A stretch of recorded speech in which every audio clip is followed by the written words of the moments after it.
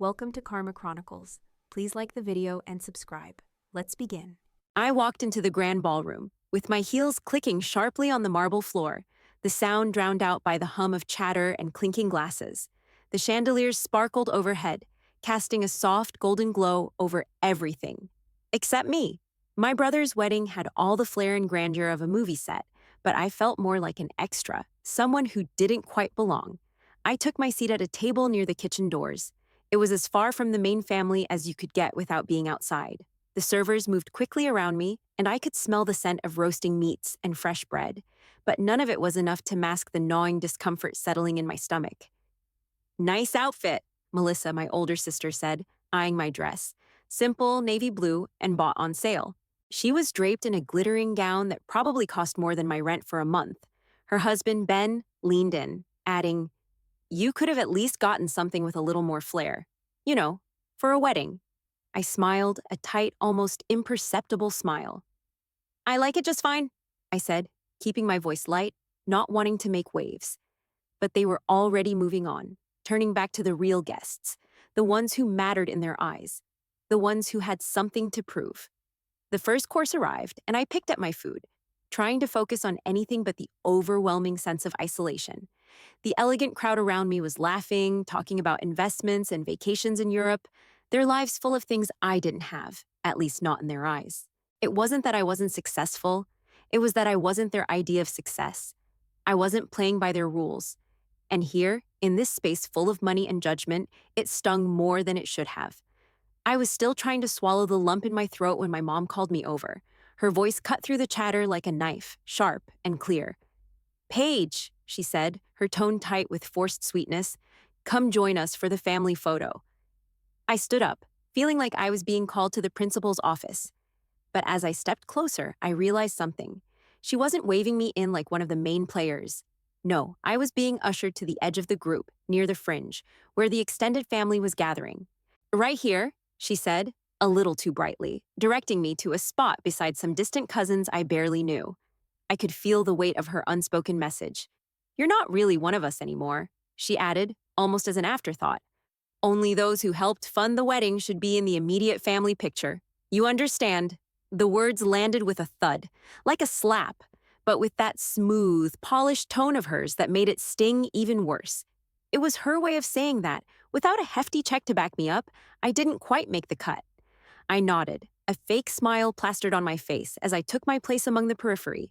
It was all so perfectly on brand for them, the ones who equated money with love and success. The photographer had them line up, all smiles, their perfect teeth flashing in a coordinated symphony. They looked like a damn magazine ad for happiness. And there I was, standing on the edge, fading into the background. It wasn't the first time, but this time it felt sharper, more real. I watched my family, my real family, pose for the camera, acting like everything was just as it should be. My brother, standing front and center, smiling like a man who had the world at his feet. Melissa, the golden child, as always, all grace and luxury. Even my father, who usually looked like he was holding his breath, had a proud, smug air about him tonight. They were a perfect picture of what success looked like in their world. Wealth, status, control. The things that mattered to them were what they could flaunt, what could be seen, what could be measured. And me, I didn't fit that mold. I felt the familiar ache in my chest, the one that told me I was always a step behind in their eyes, always the one who couldn't quite live up to the standards they set, and yet I wasn't sure I even wanted to. I stayed quiet, my eyes fixed on the scene in front of me. "Don't make a scene, don't make a scene," I repeated to myself. The last thing I needed was to cause drama at my brother's wedding, to make myself look even more like the outsider I was. So I bit my tongue and kept my distance, feeling more like an invisible part of the wallpaper than anything else. The flashes from the camera snapped in rapid succession, and I couldn't help but wonder, do they even know I'm here? I stood there still, hands folded awkwardly in front of me until they were done.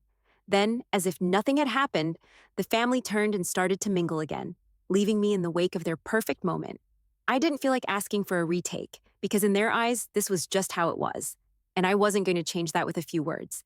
But the sting of rejection, yeah, that was real, and it burned, deep down. I was still nursing the ache in my chest when my father sat down across from me. He didn't even say hello. He just stared at me for a beat, like he was sizing me up. You know, Paige, he started, his voice clipped and condescending. I've been thinking a lot about your future. I resisted the urge to roll my eyes, but barely. Okay, I said, trying to keep it neutral. He picked up his wine glass, swirled it a little, like he had all the time in the world, and then set it back down with a firm clink. This whole data analyst thing, it's not going anywhere. You're still with that tiny company, right? No offense, but it's just not impressive. You're stuck. I felt my stomach tighten. I knew this was coming. It always came back to my career, or lack of one, in his eyes. I'm doing fine, I said, trying to sound more confident than I felt. I like my job. It's stable. Stable. He snorted, his face twisting into something between a sneer and disbelief. It's not even profitable. And that car of yours. He waved a hand in the air dismissively. A used Honda, Paige. Jesus, how are you ever going to build anything if you keep settling for? Well, this. I gripped my fork tighter, a sudden, unwelcome heat rising in my face. It's practical, I said, not sure if I was trying to convince him or myself. I don't need some overpriced car to prove anything to anyone. Exactly, he shot back, his voice sharp. That's the problem. You don't want to prove anything. You've never had the ambition to do what it takes. Look at Melissa. She's doing well. She's married to a successful guy, for God's sake. He leaned in, eyes narrowing. And then there's you. You're not trying hard enough, Paige. I swallowed hard, but the lump in my throat felt like it was made of concrete. You don't understand, I started, but my voice came out smaller than I intended. I don't need to live like... He cut me off, his voice rising. Don't give me that I'm content bullshit. You're wasting your potential. You're fine with just existing. And I'm sorry, but we're not going to keep supporting that. I froze, my chest tightening. What do you mean? We're cutting you off, Paige. We've been patient long enough, but we're done. His words hit like a slap. If you want to keep dragging your feet through life, that's on you. But you won't get a cent from us anymore. I just stared at him, trying to keep my breathing steady. It was the same speech, but it never got easier. My whole life, I'd been compared to Melissa, who was perfect, with her big house, her designer wardrobe, and her husband who could afford the world. And me, I was always a step behind, a failure. Dad, please! I tried to say something, anything, but the words didn't come. The frustration was building inside me, but I wasn't about to give him the satisfaction of an argument. You're wasting your life, Paige. His voice dropped into something softer, but no less cutting. We just want the best for you, but you need to get your act together. I stayed silent. There was nothing to say to that. The weight of his judgment hung between us like a thick fog. Finally, he stood up, adjusted his jacket, and gave me one last look, something like pity mixed with frustration, and walked off, leaving me alone at the table. The noise of the reception swirled around me, but it felt distant now. The clinking of silverware, the laughter, the music, it all faded into white noise. I picked up my fork again, staring at my plate, suddenly uninterested in the food. But I kept eating, mechanically, like I was just going through the motions. I could feel my heart pounding, but I wasn't going to let him see me break. Not here. Not in front of these people. But I couldn't shake the feeling that something had cracked inside me. Something deep. Something I wasn't sure I could fix. I had just taken a bite of my salad when I felt someone slide into the seat beside me. I didn't need to look up to know who it was. Ben, my sister's husband, always the one to make sure everyone knew how successful he was. That your car out front? He asked, his voice dripping with that smug, condescending tone. I glanced up, trying to keep the annoyance from showing. Yeah, I said, keeping it short. A used Honda. He chuckled under his breath, shaking his head as if I'd just confessed to some great sin. Well, it's, certainly practical, but... He let the sentence hang, the implication clear. His smile stretched wider, as though waiting for me to catch up. I just don't get it. Don't you think it's time you made a statement with your life? You know, with the things you buy? The way you present yourself? I resisted the urge to roll my eyes. The conversation was already going exactly where I thought it would. I don't need a car to make a statement, I replied, as casually as I could manage. I like it. It runs well, and that's enough for me. Ben leaned in closer, clearly enjoying himself. Right, but you've got to understand, Paige, he said slowly, as if explaining something to a child. People like me, people who are really successful, they know the value of image. It's not just about doing the work. It's about showing people that you've made it. I nodded, though I could feel my blood pressure rising. I don't need to impress anyone. Well, that's the problem, he continued, not letting me get a word in edgewise. People who are really successful, they know how to fake it. They don't just work hard. They make everyone think they've already made it. You know, flash the right toys, live in the right places, wear the right clothes. He glanced down at my dress, not even bothering to hide the judgment. It's all about building the right image, Paige. If you want to be taken seriously, you have to look like you're already there. I bit my lip to stop myself from snapping. His words stung, but I was getting used to this. Getting used to him acting like he had the blueprint for success, and if I just followed his little tips, I'd magically unlock the life I wanted. Like it was that simple. I tried to stay calm. I don't think I need to pretend. I'm happy with my life the way it is. Ben raised his eyebrows, looking at me like I'd just spoken in a foreign language. Yeah, but you're okay with being overlooked, right? You don't care that people don't take you seriously, that people look at you and see, well, nothing. The words hit harder than I wanted them to. I gripped my fork, trying not to let my frustration spill out. I wasn't like him. I didn't care about the flash and the shine. I didn't want to buy a bigger house or drive a car that screamed wealth. That wasn't me. But the way he said it, like I was nothing because I didn't play the game, made me want to scream. I took a deep breath before responding. I'm not interested in being someone I'm not. I'd rather build something real, even if it takes longer. Ben leaned back, nodding slowly, like he was humoring me. Well, maybe that's part of your problem, Paige. You've got all this potential, but you're too busy being, well, you. And that's fine, I guess, if you're happy living like that. But don't expect people to respect you if you don't give them something to respect. I stared at him for a long moment, trying to decide if it was worth arguing or just letting him talk. He wasn't listening to me anyway. He was too busy giving me advice like I was a charity case, someone who needed him to teach me how to live. But I didn't care what he thought. I wasn't going to fake my way through life just to earn his approval. Thanks for the advice, I said flatly, cutting the conversation short. But I'm good. Ben looked at me for a second, clearly taken aback that I wasn't trying to change his mind. He opened his mouth to say something else, probably to dig in deeper, but I stood up before he could. I'm going to get some air, I said, and walked away without looking back. It wasn't worth it. He didn't get it, and he never would. I didn't need his approval or anyone else's to know I was doing just fine. But damn, it was hard sometimes to keep swallowing all the bullshit. I barely made it back to my seat before Melissa was there, sliding into the chair across from me with that perfect blend of concern and judgment she always managed to pull off. Her eyes flickered over to me, then down at the table, scanning my empty plate like it was evidence of some crime. Paige, she started, her voice low but sharp. I heard you booked a room at the hotel. The expensive one? She raised an eyebrow, waiting for an explanation, like I was the one who had done something wrong. I shifted uncomfortably in my seat. Yeah, I did. I needed a place to stay. Melissa leaned in, a slight frown tugging at her mouth. You can't afford that place. I don't care what you think. It's not a good look. You're drawing attention to yourself. Do you really want people here thinking you're trying to show off? You don't belong in a hotel like that. My hand tightened around my glass, the coolness of it doing nothing to calm the sudden heat rising in my chest. I'm not trying to show off, Melissa. I just needed somewhere to stay. It's convenient, and I don't have to worry about driving back home after the reception. She shook her head, her expression disapproving. It's not about needing a place to stay. It's about where you're staying. People are going to talk. You should cancel it. Seriously, it looks bad. It's just not the kind of thing you should be doing. I opened my mouth to say something, but I stopped myself. I could feel the frustration bubbling up, but I didn't want to fight. I really didn't. Still, the way she was looking at me, like I was some sort of embarrassment, some mess she had to clean up, was grating on my nerves. I'm not canceling it, I said, the words coming out quieter than I wanted them to. I'm not going to make myself uncomfortable just to avoid making people like you comfortable. Melissa's eyebrows shot up, and I could tell she was getting irritated. I'm just trying to help, Paige. You don't get it.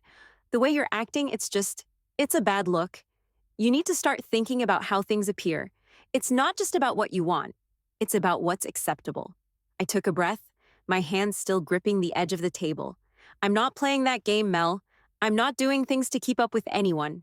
I booked a room because it made sense for me. I'm not trying to impress anyone. She didn't respond right away, but the silence between us felt thick, heavy with all the things left unsaid.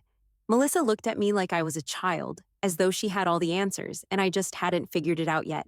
It was a familiar look, the same one she'd given me for years, the same one my parents used when they talked about my lack of progress. "You just don't get it," she muttered, more to herself than to me. Then she straightened up, crossing her arms.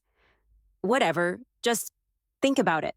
I'm not trying to make a scene, but this isn't the place for someone like you." I could feel my jaw tighten at her words, but I didn't let myself snap. I didn't want to give her the satisfaction. "I'm fine, Melissa, really, it's just a hotel," I said, my voice quieter now, but with a firmness that surprised even me. "I'm not here to impress anyone. Not you, not Ben, not anyone. I'm here because I'm your sister, and I wanted to be part of the day. That's all." She stared at me for a moment, the judgment still written all over her face, but then she sighed, the sound thick with resignation. "I just want you to fit in, Paige. You're my sister. I don't want people thinking you're different." I let her words sink in, but I didn't respond. The frustration inside me was rising again, but I swallowed it back. It wasn't worth it. She wasn't going to get it, and I wasn't going to keep explaining myself to someone who only saw me as an outsider. "Whatever," she said again, standing up abruptly. "Do what you want." I nodded, and she walked away, leaving me staring at my drink, the weight of her words still hanging heavy in the air, but something inside me snapped into place. I wasn't the one who needed to change. Maybe I didn't fit into their perfect world, and maybe I never would. But I didn't care. I didn't need to. I barely had time to process Melissa's words when my parents appeared at my table, both of them flanking me like they were preparing for some kind of intervention. My dad looked angry. My mom looked, well, disappointed. The kind of disappointment that hit harder than any yelling could. "Paige," my dad started, his voice already a little too loud for comfort. "We've been talking." I glanced up at him. "About what?" "About your hotel room," he said, his tone sharp and cold, like he was talking to a child. "We're not sure what you were thinking." I took a breath, already tired of this. "I booked it because I needed somewhere to stay. It's not a big deal." "It is a big deal," my mom chimed in, her eyes narrowing as she crossed her arms. "You're wasting money, Paige, money you don't have. That hotel's way out of your league." I felt my face flush, but I didn't react. "I can afford it, Mom. It's not that expensive." "Not that expensive?" My dad scoffed, clearly unable to hide his disbelief. "You think this is some little weekend getaway? You're throwing away money on luxury you can't afford when you should be thinking about your future. You're wasting it on nothing." My heart raced as I struggled to keep my calm. "I'm not wasting anything. I just want to be comfortable for the night. I'm not throwing my life away on some random whim." "Comfortable," my mom echoed, like the word was foreign to her. "You're not thinking clearly. You can't afford to live like this, Paige. You're putting yourself in debt over image, and it's embarrassing. You need to think about building a future, your future." I clenched my jaw. "I'm thinking about my future," I said, keeping my voice steady. "But I don't need to live like you guys, constantly pretending to be someone you're not. I'm fine with what I have." Dad's face turned hard, like he was losing patience. "This isn't about pretending, Paige. This is about responsibility. Do you even understand how people like us, successful people, manage their money? You're not investing in your future. You're wasting it on unnecessary luxuries." I could feel the anger rising inside me, but I swallowed it down. "I'm not wasting anything. I'm making my own decisions." He leaned closer, his eyes narrowing, and his voice dropped to a dangerous, quiet tone. "Listen, you're going to call that hotel and cancel the room. Now. It's the right thing to do. If you don't, I will. I'm serious, Paige. This ends tonight." I was trapped. The weight of their judgment was suffocating. But I couldn't give in. Not again. I could already feel the pressure in my chest, the suffocating expectation that I should just fall in line. I could feel my throat closing, the words rising but getting stuck. But somehow, I managed to push them out. "I'm not canceling," I said, my voice calm but firm. "I've made my decision." My dad's eyes flashed, his face turning red. "You will cancel it. You're embarrassing us. And if you don't, we'll make sure everyone knows what you've done. Don't think we won't call the hotel ourselves." A chill ran down my spine. His threats were always wrapped in that cold, calculated tone. But I didn't flinch. I wasn't going to back down this time. "I'm not canceling," I repeated, my hands gripping the edge of the table so hard I could feel the wood digging into my skin. There was a long, tense silence. My mom exchanged a look with my dad, and for a moment I thought maybe they were going to drop it. But they didn't. Instead, my mom sighed, like I was a disappointment she was just going to have to accept. "You're making a mistake," she said quietly, as though it was a foregone conclusion. "But if you're going to be stubborn about it—" "I am," I interrupted, the frustration finally breaking through. "I'm not making a mistake, Mom. I'm making a choice, and it's mine to make." They both stared at me for a long moment, my father's face contorting with disbelief, my mother's expression flat and weary. Then, without another word, they turned and walked away. I sat there, my heart pounding in my chest, but I didn't feel victorious. The tightness in my stomach lingered, and I could almost feel the weight of their disappointment still pressing down on me. But I wasn't going to change my mind. Not for them. Not for anyone. I stayed at my table for a few more minutes, letting the pressure settle into a quiet, simmering frustration. I wasn't about to let them push me into their narrow idea of what success looked like. Not anymore. And no matter how much they tried to force their expectations on me, I wasn't going to back down. I barely had time to collect my thoughts before I heard a voice behind me. "Excuse me, Miss Davidson. Everything all right here?" I turned to see James, the hotel manager, standing next to my table, a pleasant smile on his face. I didn't know what to expect, but I didn't expect him to address me like that. "Ms. Davidson," I echoed, surprised. I had no idea why he was talking to me, but something about his tone made me wary. "Is everything okay?" He repeated, his gaze shifting toward my family for a moment before settling back on me. "We want to make sure our VIP guests are completely comfortable." VIP? I looked at my family, who were now watching this exchange with wide eyes. My dad's face went blank for a second, and I could see my mom's lips tighten as she glanced between me and the manager. The tension in the air thickened. James didn't seem to notice, or maybe he just didn't care. He continued, "I just wanted to confirm your reservation, Ms. Davidson.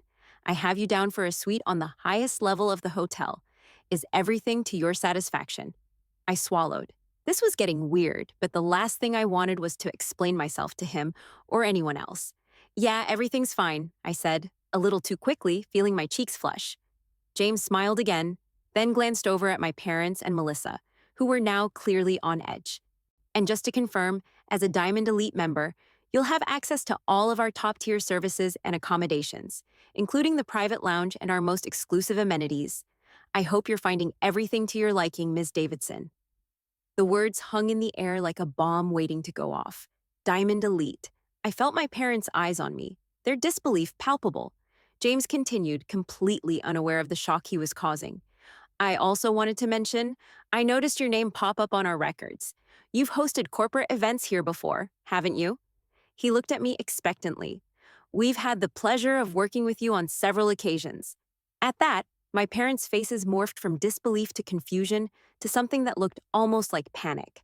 "Corporate events," Melissa said, her voice tight. What's going on?" James was still smiling, completely unaware of the storm brewing in my family's eyes. "Yes, Ms. Davidson, you've been a regular guest. We've hosted several tech conferences and meetings for your company here. It's always a pleasure to have you with us." There was a long pause. My dad's jaw clenched. Melissa's eyes flicked between James and me, like she couldn't process what was happening.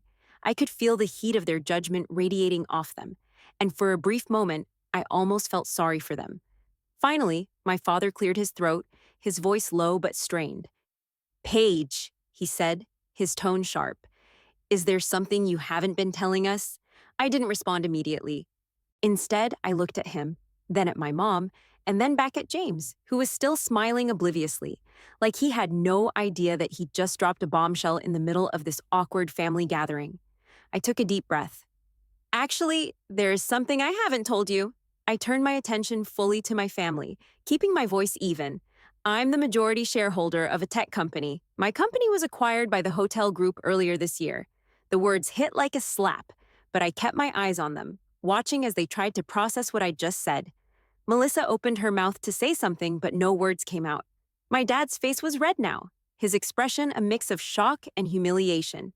He didn't say anything, though. He just stared at me. probably struggling to reconcile the image of me he'd always held with this new, impossible reality. I guess you didn't know, I continued, keeping my tone calm, almost detached. But that's why I've been a regular guest here, and why I have access to the best accommodations. I own a significant portion of the company that runs this place. My mom's lips parted in disbelief, but she didn't speak. She just looked at me, as though seeing me for the first time, as though the girl they had been so quick to criticize suddenly wasn't the failure they'd imagined. For a long moment, there was nothing but silence. It was deafening. James, still unaware of the dramatic shift, finally seemed to notice the tension in the air. "Is everything okay, Miss Davidson?" he asked, his voice uncertain now. "Yes, everything's fine," I said, forcing myself to smile, even though the last thing I felt like doing was smiling. "Thank you, James. We're all set." He nodded, still smiling, then turned and walked away, leaving me alone with my family, who were now staring at me in a mixture of confusion, guilt, and, dare I say it, embarrassment. I didn't say anything more. I didn't need to. Their silence was enough. It was almost too satisfying to see them exposed like this, caught in the web of their assumptions and judgments. But I didn't feel victorious. I felt detached, like I'd finally gotten the last laugh, but I was too tired to really care. I took a sip of my drink, letting the silence settle between us. They couldn't erase this moment, no matter how hard they tried, and I wasn't going to let them make me feel small again. Not now, not ever. The silence stretched on, heavier than I expected, as my family tried to process what I'd just said. My dad shifted in his seat, looking like he'd just swallowed something sour, while Melissa stared at me, wide-eyed and still trying to put the pieces together. I could feel their eyes on me, their gaze sharp, calculating, like they were waiting for me to break. But I didn't. I wasn't going to let them see how much their judgment had hurt me. Not anymore. I cleared my throat and looked directly at my dad. I started a data analysis company. It was small at first, just me and a couple of people working out of a shared office. We focused on helping other small businesses use their data better, but I was good at it, really good. I could see my mom's eyebrows furrow as she listened, like she was trying to catch up. A data analysis company. She repeated, her voice flat, as if the words didn't quite fit in her world. "Yeah," I said, pushing past the lump in my throat. I grew it from the ground up. It wasn't always easy, and there were a lot of long nights. A lot of people telling me I wasn't going to make it, but I didn't quit. I built it into something that actually mattered. My father's face hardened, and I could tell he wasn't sure what to make of my words. He'd always seen success as something defined by wealth and power, not hard work or passion. "And what, Paige?" he asked, his voice dripping with skepticism. "You think just because you ran some company that makes you successful, that you're, what, better than the rest of us?" I stayed calm, even though his words stung. "No, I don't think I'm better than anyone," I replied, my voice steady now. "But I'm not the failure you've always made me out to be either." I took a breath, then let the words come out. The company was bought out by the hotel group earlier this year. They acquired it, and I became the majority shareholder. I didn't just make it. I built something that mattered, and now I own a piece of this place. The hotel group, the company that runs it, all of it. The words landed with a weight I could feel all the way down to my bones. For a moment, my family just stared at me, mouths open, eyes wide in disbelief. My dad looked like he was choking on something, like he couldn't quite process what I'd just said. Melissa, still frozen, blinked a few times before shaking her head as though trying to clear the fog in her mind. "You." My father trailed off, clearly struggling for the right words. "You own a piece of the hotel." "Yeah," I said quietly. "I'm part of the group that owns it now." There was a long, strained silence before my mother spoke, her voice shaking, like she didn't know whether to be angry or surprised. "Why didn't you tell us? Why would you keep something like that from us?" She looked at me, almost pleading. "We've been trying to help you, Paige. We've been trying to get you on the right path." The last part came out in a tone that almost sounded like an accusation. I took a deep breath, staring at them, feeling that old weight of their disappointment. Only this time, it didn't crush me the way it used to. "I didn't need your help," I said quietly. "I didn't need you to tell me what was right for me. I needed you to believe in me. All this time, you've told me I wasn't enough. You've told me that I wasn't doing enough, that I wasn't trying hard enough. And now, when I finally get somewhere, you're shocked that I didn't follow your path. But I've done it my way. I built this. I made it work. And I didn't need your approval to do it. My dad shifted uncomfortably, his gaze dropping to the table. He cleared his throat again, trying to recover from the shock. Paige, He stopped himself, then muttered something under his breath. I didn't mean to. But before he could finish, Melissa interrupted, her voice tight, desperate. Paige, wait. If you're really in this position, if you're really this successful, then maybe you could help with the wedding costs. She leaned forward, her hands clasped on the table. You know, things got a little out of hand with the budget. Ben and I, we could really use your help. You've got all this money now, right? Surely you can pitch in. Her words hit me like a slap in the face. My hands clenched into fists under the table, but I kept my voice calm, controlled. You think I should just give you money because now I can? Because I'm successful? I stared at her, forcing myself not to raise my voice. No, Melissa, that's not how this works. This isn't how it's supposed to work. You and Ben have always been about appearances, always about what others can give you, and you expect me to just fix everything for you. That's not what I'm here for. Melissa's face faltered, but she didn't argue. My dad looked like he might say something, but he closed his mouth again. The tension hung in the air, thick and uncomfortable. For the first time in my life, I felt like I was truly in control of the narrative. They had tried to write my story, to define my success, to measure it by their standards, but this was my story, and I was the one telling it now. I didn't need their approval anymore, and I wasn't about to play their game, not when I had worked so damn hard to build something real, something that mattered to me. I could see the shock in their eyes, their mouths hanging open, but I didn't care anymore. My dad, still looking like he was trying to come to terms with something, shifted uncomfortably in his seat. Melissa, her face flushed, opened her mouth like she was going to say something else, but I didn't give her the chance. I'm not bailing you out, Melissa, I said, my voice steady, though I could feel the pressure building behind my ribs. I'm not changing the terms of the wedding venue, and I'm not going to be the one who picks up the tab because you and Ben couldn't stick to a budget. Her eyes narrowed, and she opened her mouth to protest, but I cut her off before she could speak. No, I said, shaking my head. I've worked too hard to get here, and I'm done with being manipulated by you or anyone else. You've never understood what it's like to build something, to actually earn what you have. You've always just expected it to fall into your lap. She looked at me like I'd just slapped her, her face pale. My dad shifted, uncomfortable, but still too proud to apologize. Paige, please. I held up my hand, stopping him mid-sentence. I'm done, I said, standing up slowly, my legs steady despite the rush of emotions. You've treated me like I'm not enough for years, and now that I've built something on my own, you want to use me. You want me to fix your problems. But I'm not doing that. Not anymore. Melissa stared at me, her mouth working like she couldn't find the words to reply. My mom just looked at the table, her hands twisting in her lap, like she was trying to process everything I had just said. I couldn't do this anymore. I couldn't keep bending over backward to try and earn their approval, to chase something that was never going to come. I turned on my heel, not waiting for a response, and walked away from the table. The music from the reception hummed faintly behind me, but it felt like I was moving through a different world now, one where the weight of their expectations didn't crush me anymore. I wasn't going to let their judgments or assumptions shape me. I was done with their narrow views of success, done with trying to prove myself to people who only ever saw me as something to be fixed. As I passed through the lobby, I felt a strange, quiet sense of freedom wash over me. I didn't need their approval. I didn't need their validation. My worth had never been tied to how much money I made, or what car I drove, or what I wore. I had built my life, my success, on my own terms, and that was enough. I stepped into the elevator, pressed the button for the highest floor, and as the doors closed, I let out a breath I didn't realize I'd been holding. I didn't look back. The executive level was quiet, serene, and as I stepped into my suite, I finally felt like I belonged. Not to them, not to anyone else, but to myself. And that felt like the kind of success I could finally be proud of.